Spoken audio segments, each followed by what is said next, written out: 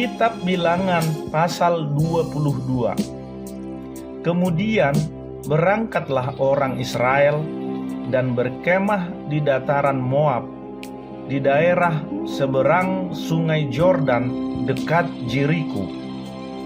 Balak bin Zippor melihat segala yang dilakukan Israel kepada orang Amori, maka sangat gentarlah orang Moab terhadap bangsa itu, karena jumlahnya banyak.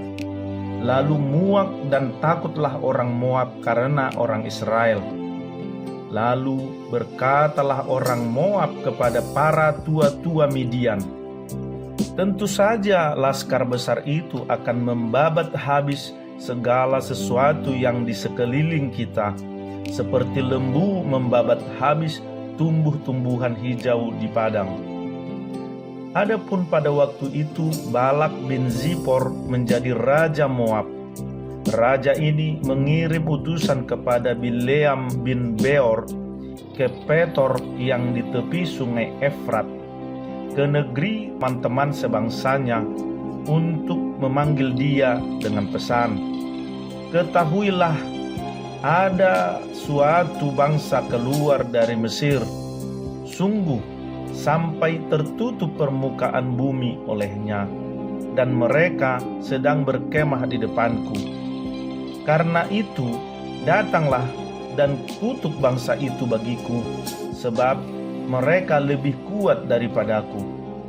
Mungkin aku sanggup mengalahkannya dan menghalaunya dari negeri ini, sebab aku tahu siapa yang kau berkati, dia beroleh berkat, dan siapa yang kau kutuk, dia kena kutuk." Lalu berangkatlah para tua-tua Moab dan para tua-tua Midian dengan membawa di tangannya upah penenung. Setelah mereka sampai kepada Bileam, disampaikanlah kepadanya pesan Balak.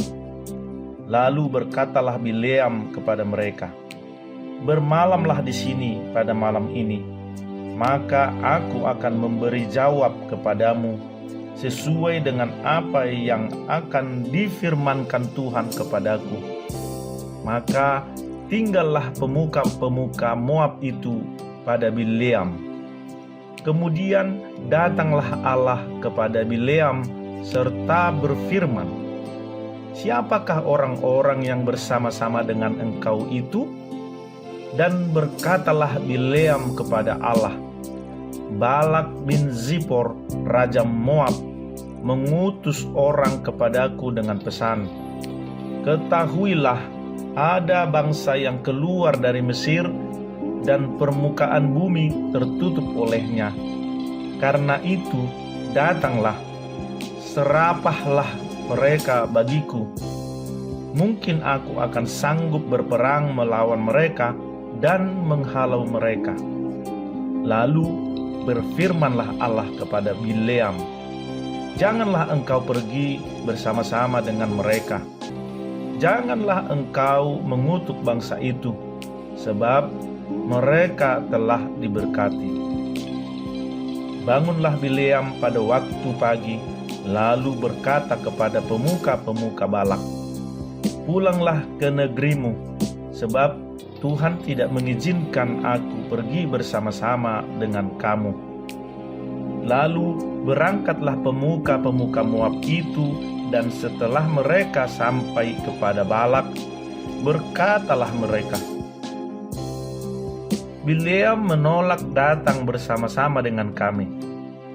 Tetapi Balak mengutus pula pemuka-pemuka lebih banyak dan lebih terhormat dari yang pertama.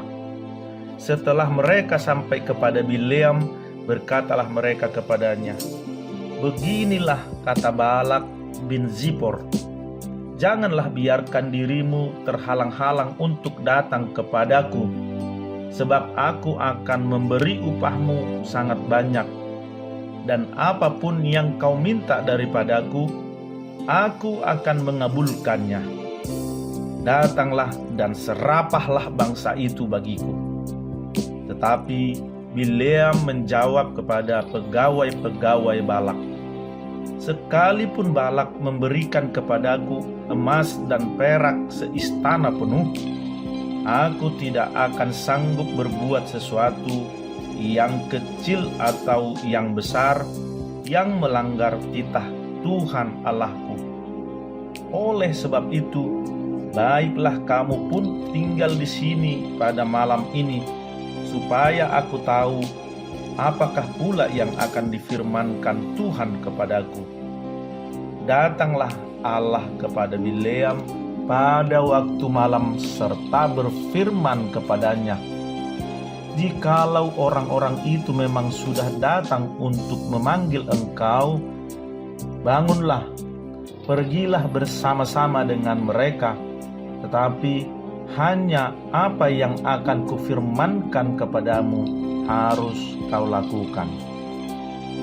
Lalu bangunlah Bileam pada waktu pagi, dipelanainyalah keledainya yang betina, dan pergi bersama-sama dengan pemuka-pemuka Moab. Tetapi bangkitlah murka Allah ketika ia pergi, dan berdirilah malaikat Tuhan di jalan sebagai lawannya.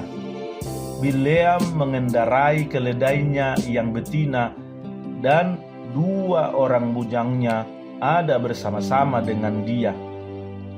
Ketika keledai itu melihat malaikat Tuhan berdiri di jalan dengan pedang terhunus di tangannya, menyimpanglah keledai itu dari jalan dan masuk ke ladang. Maka Bileam memukul keledai itu untuk memalingkannya kembali ke jalan. Kemudian pergilah malaikat Tuhan berdiri pada jalan yang sempit di antara kebun-kebun anggur dengan tembok sebelah menyebelah. Ketika keledai itu melihat malaikat Tuhan, ditekankannya lah dirinya kepada tembok, sehingga kaki Bileam terhimpit kepada tembok. Maka ia memukulkannya pula. Berjalanlah pula malaikat Tuhan terus, dan berdirilah ia pada suatu tempat yang sempit, yang tidak ada jalan untuk menyimpang ke kanan atau ke kiri. Melihat malaikat Tuhan, meniaraplah keledai itu dengan Bileam masih di atasnya. Maka bangkitlah amarah Bileam, lalu dipukulnyalah keledai itu dengan tongkat. Ketika itu Tuhan membuka mulut keledai itu, sehingga ia berkata kepada Bileam, "Apakah yang kulakukan kepadamu sampai engkau memukul aku 3 kali?" Jawab Bileam kepada keledai itu, "Karena engkau mempermain-mainkan aku. Seandainya ada pedang di tanganku, tentulah engkau kubunuh sekarang."